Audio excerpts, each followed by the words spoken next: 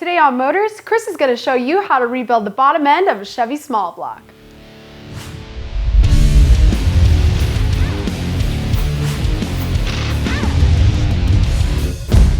Presented by AMP Research. Welcome to Motorz. Now that we've got our Chevy small block back from the machine shop, we can start to assemble the bottom end. We're going to use brand new pistons provided by Moly Motorsports, new rods, bearings, and a crank from Eagle Specialty Products. But before we get to the assembly, we've got to install our new freeze plugs, and then using a wire brush, we need to remove any loose paint that's on that block. And then we're going to give it a fresh coat of Chevy orange DupliColor engine enamel. Olivia, we've got a lot on our workbench. I know, there's just so many tools this week. Why don't you tell us about them, Chris? All right. Well, guys, to rebuild the bottom end of your Chevy small block, you're going to need a cam bearing installation tool. Kind of looks like this. Some white lithium grease, some WD-40, a piston ring filing tool as well as a small file, a piston ring compression tool, some engine assembly lube, as well as some RTV, some thread sealant, some large sockets to bang in those freeze plugs, some wrenches, a punch tool, and some needle nose pliers. But we got all this stuff over here too, Olivia. What do you got? That's right, even more tools. We have some wire brushes, a pocket rule, a feeler gauge, a pry bar and a torque wrench, a giant mallet, some masking tape, DupliColor engine enamel, work gloves, disposable gloves, safety glasses, and I highly recommend an engine rebuild manual on this project. So if you love tools and you're a hands-on guy or gal, this is the episode for you. Well, we better get started. We've got a lot of work to do. Yeah. After putting on some thread sealant on the 3 3/8" plugs, use a 1/4" driver to install them on the oil journals on the back of the engine. We use Teflon tape, but you can also use a liquid sealant. Put some RTV around the outside edge of a freeze plug and then tap it into place using a mallet and a bearing tool or a 1 1/8" socket, and then repeat for all 8 freeze plugs. Well, now that we've got all of our freeze plugs installed, we can finally get to the paint. Now what we have to do first, we have to knock off some of this loose paint using some wire wheels and our DeWalt angle grinder. Then we can clean off all the dust and give it a spritz. Just don't forget your safety glasses.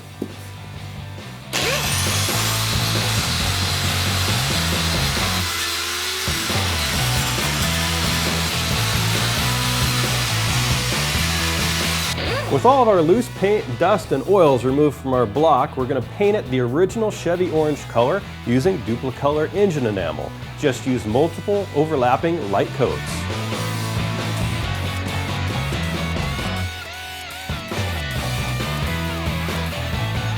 Now when we come back from our break, we'll show you how to install those cam bearings with a cam bearing installation tool.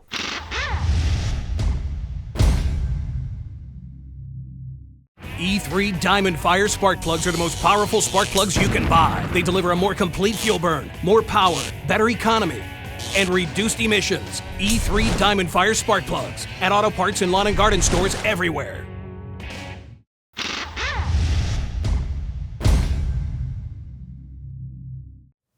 Before we can install our new pistons from Moly Motorsports as well as our new rods and crank from Eagle Specialty Products, we need to install our new cam bearings and make sure that our cam fits properly. Now you can have your local machine shop install these little guys for you, or you can pick up a cam bearing installation tool just like this one. The only other thing you're going to need is a mallet. Now once we get these cam bearings installed, as well as the cam plug in the back of our block, we can finish up our painting. There's an oil journal cut into the cam bearing surface. You can also see this oil journal coming from the block. The oil holes need to be at approximately 4 o'clock from the front of the block with it right side up. Using an inspection mirror, you can look at the hole in the bearing and see that it is lined up properly with the grooves in the block.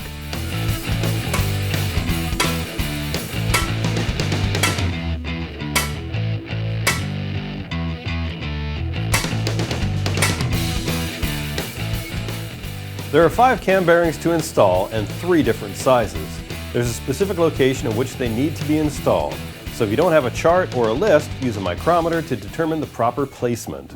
Now we've got our cam bearings installed, we can get to our crank, but before we can toss that in, we've got to install a new rear main seal both on the block as well as the main cap, install our new bearings, and then we can toss our crank in and follow that up with our new bearings on our caps. Install the 5 bearings in the block so that the hole in each bearing lines up with the oil journal in the block and this alignment tab lines up with the groove at the top.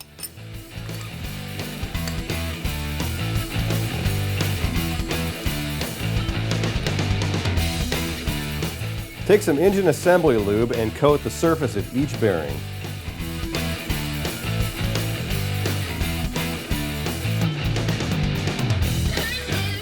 Place the crank on the bearings. Just be sure not to damage the crank, bearings, or your fingers.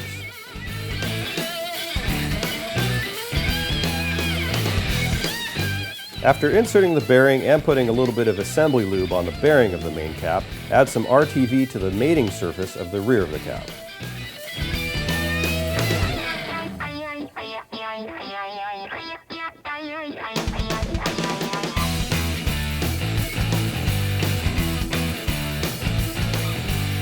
Insert the 2 bolts in the main cap and just finger tighten these for now. Once we're done with all the caps, we'll torque them down to 75 foot-pounds and it will adjust the crank end play. Installing that rear cap's real easy because it only goes in one way. Now these other caps are a different story because they go in a specific location and face a specific direction. In the case of this one, it goes in the 4th location from the front of our block, and this arrow indicates the direction towards the front of the block.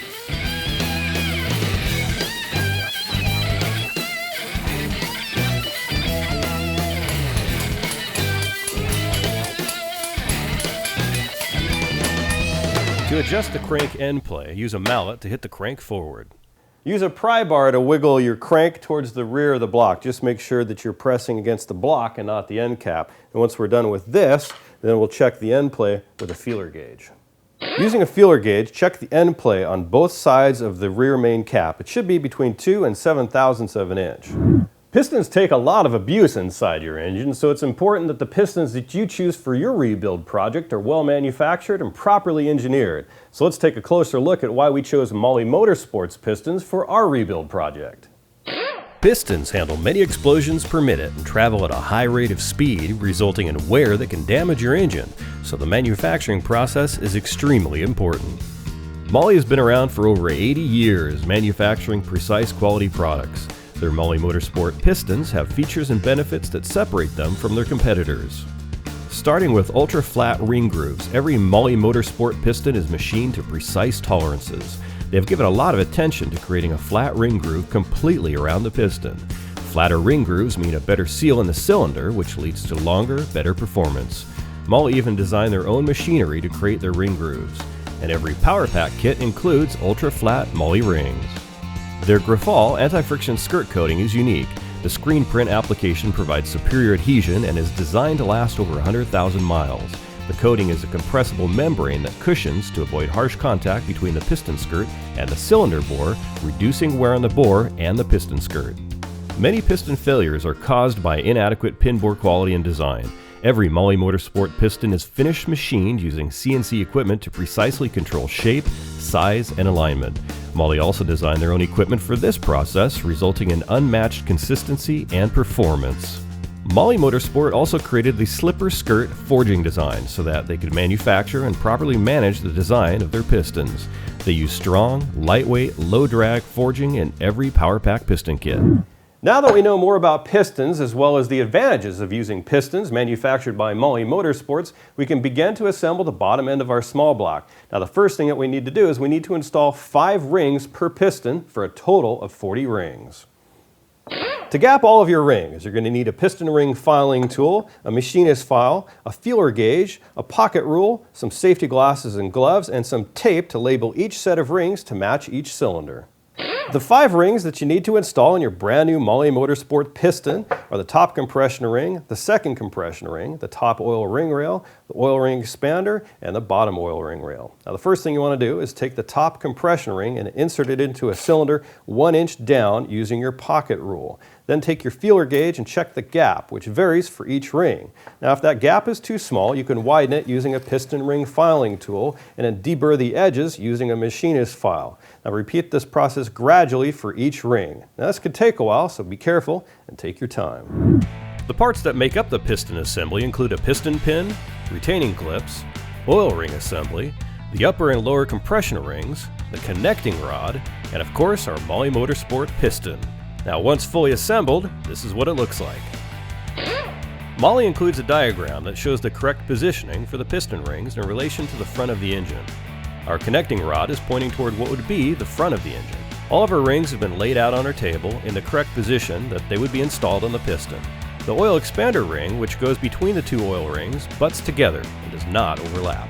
The pistons and connecting rods can only go on the block one way, so before assembly you need to match up the connecting rod with a piston for each cylinder. The beveled edge goes toward the crank, and the non-beveled edge goes toward the other connecting rod on the same part of the crank. Start assembling your piston by installing one of the piston pin clips. Now try not to damage the piston skirt, but if you scratch the area around the piston pin like we did initially, well, that's okay.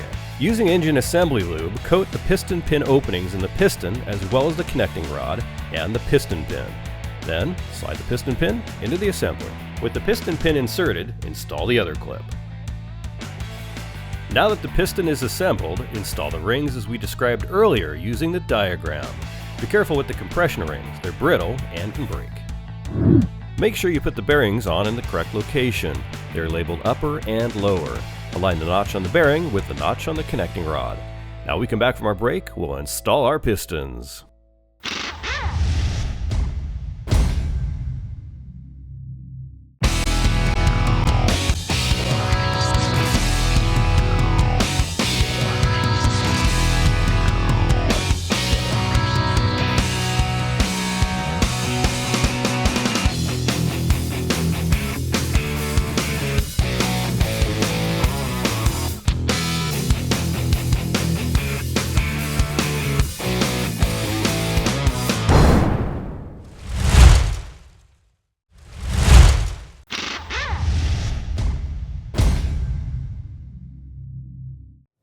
Now with our pistons properly assembled and the rings in the correct position, we can put them in our block. But before we can do that, we actually need to compress our piston rings. We're going to use a piston ring compression tool for that. And once that's on there, we can add our bearing with a little bit of assembly lube on there. And we'll take the handle of a rubber mallet, once we have this inserted, and tap it on down in. When tightening the ring compression tool, make sure some of the piston skirt is exposed to make it easier to get the piston into the bore.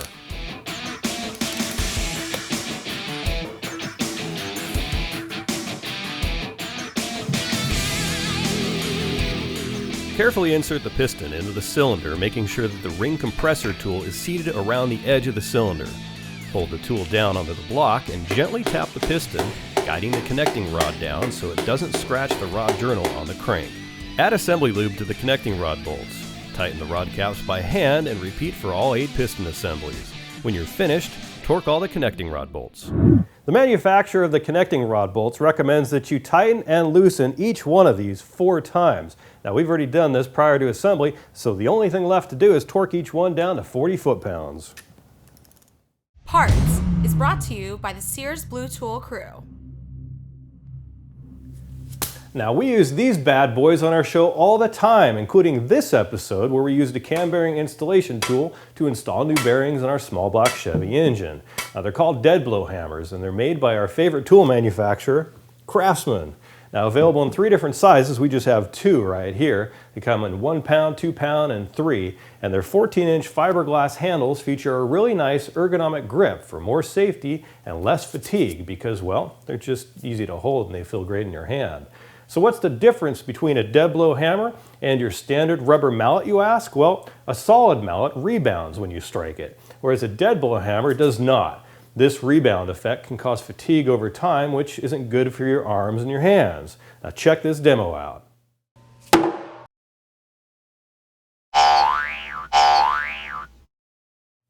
Now see the difference? The rubber mallet bounces while the dead blow hammer stops dead in its tracks. Now what this means to you is it delivers more power to the striking surface and you decrease the risk of injuring yourself. Whereas a typical mallet is solid, a dead blow hammer is hollow and typically filled with sand or lead shot, which absorbs the impact and concentrates all of the energy in a single focus point. Commonly used in the automotive industry for everything from popping out dents, shaping metal, chassis work, and of course our engine rebuild project. Your garage won't be complete without at least one of these Craftsman dead blow hammers. So head on down to your local Sears store or shop online at sears.com/tools to get yours today. Now you can add a ton of aftermarket accessories to your vehicle and pimp out your interior with all the latest gadgets for your smartphone, your mobile devices, and even add a killer stereo system. But there's one part of your ride that all these things depend on. In fact, These days, you can't even start your car without one. Now, I'm talking about your battery, of course, but not all batteries are made the same. So while it's tempting to replace your dead battery with something cheap, you're going to end up regretting that decision later on down the road when it's old and tired and can't get you back on the road. It's for this very reason we're going with this battery from XS Power for our Motorz F-150 project truck. Now, what sets it apart from other batteries is the type of lead and the amount of it. XS Power batteries are made from 99.999% pure virgin lead. They use a lead tin technology, which allows them to make the lead plates in each cell thinner. This allows them to pack more plates into each cell, which, as you can imagine, means more lead in the battery. It also means that you have a quicker recovery after load is removed from the battery. So, more lead in a standard sized battery, and the best kind of lead, means you're buying an incredibly strong battery that is capable of high power when you need it most. They're perfect for racers, car audio and off-road enthusiasts, and of course, your daily driver. Mount it in any location without the fear of the battery leaking, and it comes with a 3-year non-prorated warranty and a 60-day no-hassle money-back guarantee. Now, for more information, check out the parts page at our website. Dang, and it's pretty heavy too.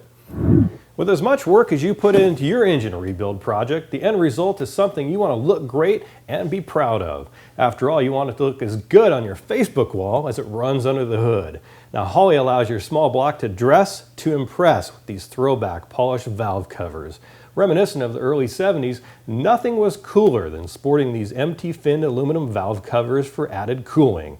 Each die-cast cover is precision manufactured with knockout plugs for stock PCV and oil fill installations. Plus, the MT polished top cover surface can be used for engraving your name horizontally next to the deep heat dissipating fins. Hey, I think we need to get our Motorz logo engraved right there. That would look cool. Now, another added benefit is reduced valve train noise, plus they look awesome. Now, get a set today for your engine and have the best looking small block on your block. Now, our parts page has a link, so check it out. And check out this cool looking throwback box. I like that. Now, earlier in this rebuild episode of our Chevy 350 small block engine, you saw how easy it was to take our drab looking junkyard engine and make it look brand new again after we got it back from the machine shop. Now, all it took was this simple can of DupliColor engine enamel. It features their easy touch conical nozzle, which is designed to provide superior coverage and control with a conical spray. Its ceramic resins resist heat up to 500 degrees Fahrenheit and offers maximum heat dissipation while retaining its high gloss finish. Now, the enamel is resistant to oil and other automotive fluids and will not blister, flake, crack, or peel. Perfect for engine blocks like our Chevy 350, all your engine accessories, or anything else under the hood. So whether you want to restore your engine to its original color or change it up, look no further than DupliColor engine enamel. Rattle can paint never looks so good. Check out the parts page at our website for more info.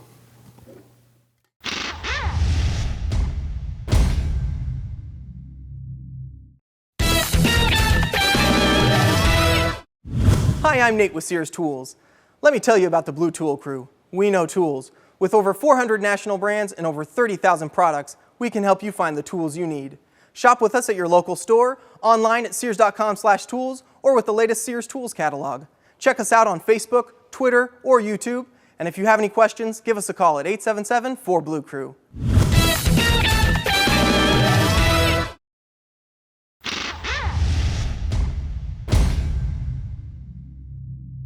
Letters, brought to you by E3 Spark Plugs. Born to burn. Hey, welcome to Letters. Now, before we get started, I want to remind you to check out our Facebook page at facebook.com/MotorzTV and follow us at twitter.com/Motorz. Now, we've got stuff going on all the time. We got behind the scenes photos and videos. We got caption this stuff going on at Facebook, which is real fun.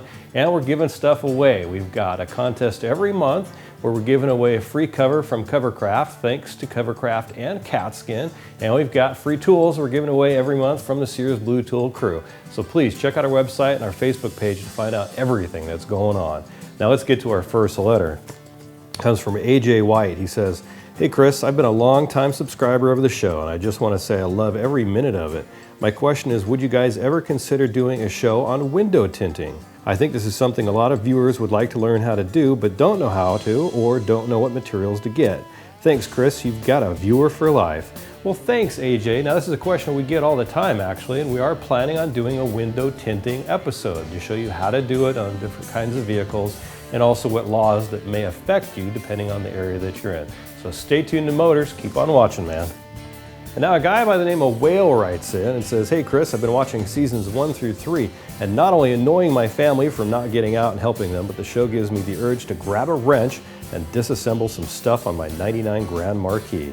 My question is, how hard is it to grab the 5.4 and replace the 4.6? And what would be awesome is that doing some work, maybe on a junkyard muscle car and trying to restore it. Not only is that going to increase the episodes of the show, but imagine the things involved in restoring a car. The show is awesome, and looking forward to more episodes and even more seasons." Well, thanks, Will. Now, swapping out your 4.6 for a 5.4 is not going to be an easy thing. You're definitely going to want to replace your computer and wiring harnesses associated with the engine and transmission systems, and probably a whole lot more. Now, as far as restoring an old muscle car, we're actually going to be doing that. We've got an old beater Mustang, and we're going to bring it back to life. Now, Josh Robinson writes in, and he asks a question about our old Jeep CJ that we started working on a while ago. He says, "Hey Chris, love the show. Are you planning to do an episode to finish the spring over axle conversion and lift your CJ Blue Dog anytime soon? I own a 95 YJ and I've been thinking about doing a spring over axle conversion on it myself." Well, Josh, we actually did lift the vehicle, but we didn't do the spring over axle conversion. And unfortunately, you're not going to be seeing any more of that old Jeep CJ. I know, it was a lot of fun working on, but we had the darndest time trying to get parts for it, and we just had to move on with the show. So unfortunately, we gave it up. So the episodes that you've already seen, sadly, are it. I know. Now Michael writes in and says, "Hey, I came across your Chevy Small Block 350 teardown episode, and I love the video. It helped me out a lot. Do you guys have a video on how to build and put everything back on the motor from a bare block?" Well, Michael, check it out. You're watching it right now. Well, you got to rewind to see it in case you missed it. But we're doing that right now. Now, once we're all done, all these episodes are going to be available online as well as on television, and you're going to be able to buy a single DVD that will have all the episodes on it for you. And finally, David Knutson writes, and he says, "On the episode where you installed the auxiliary lights, what was the grille and bumper on the F350? Well, David, the bumper was from ARB and the grille is from Putco. That's spelled P-U-T-C-O. Now, I want to thank David and everybody else for sending in your letters for this episode. You guys get free E3 spark plugs for your ride. Now, to find out more about their Diamond Fire technology or to find out if they're available for your ride, just head on over to their website. There are a lot of steps and details in rebuilding the bottom end of your engine, but thankfully having the complete assemblies from both Mully Motorsports and Eagle Specialty Products makes things a lot easier. Just remember to take your time because there's a lot of tight tolerances, and if not properly assembled, it could lead to catastrophic engine failure. But if properly assembled, you could get years of life out of this thing. Now, we'd like to thank Mully Motorsports as well as Eagle Specialty Products for all their help with this episode. And for more information on all the parts and tools we use, just head on over to our website. We'll catch you next time on Motorz. I should be like, today on Motorz. Olivia, we've got a lot on our workbench. Yeah, we do. There's a lot of stuff. We gotta do it again. We've got a lot on our workbench. That's right. I've practiced, I've rehearsed, I'm ready. Let's take a closer look at why. I'm gonna go to Facebook right now, I'm gonna poke you. Just kidding. There are a lot of steps and details to rebuild. Going through puberty again. Hello.